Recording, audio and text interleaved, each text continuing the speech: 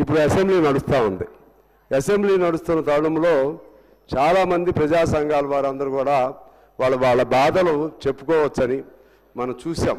Indira park దగ్గర ధర్నాలు నిషేధిస్తే అక్కడ మళ్ళీ ధర్నాలు చేసే విధంగా ఆనాడు పోరాటాలు చేసి తిరిగి కేంద్రం మన కోర్టు నుంచి కూడా తెచ్చుకుని ధర్నా కేంద్రాలని తిరిగి అనుమతించే విధంగా తెచ్చుకోవడం జరిగింది అనుమతి. అయితే ఇప్పుడు చాలా మరి ఎట్లా జరుగుతుందో నాకు తెలియదు, కానీ ఎటువంటి పర్మిషన్లు ఇవ్వట్లేదు అధ్యక్ష. అసెంబ్లీ జరిగినప్పుడు వాళ్ళు ఏదన్నా ఉద్యమం చేసుకుంటే ఆ ద్వారా ఇక్కడి నుంచి ఏదన్నా కబురు ఇక్కడ ప్రభుత్వానికి అందుతుందనే ఆశ, అదేదో అయ్యిద్దనేది కాదు, కానీ అదొక ఆశ.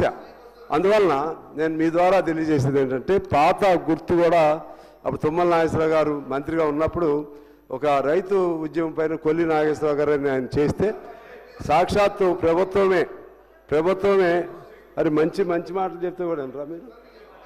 అరే మీకు అందరి కోసమే చెప్పేది ఇది, మరి ఆగరాదు నా మీద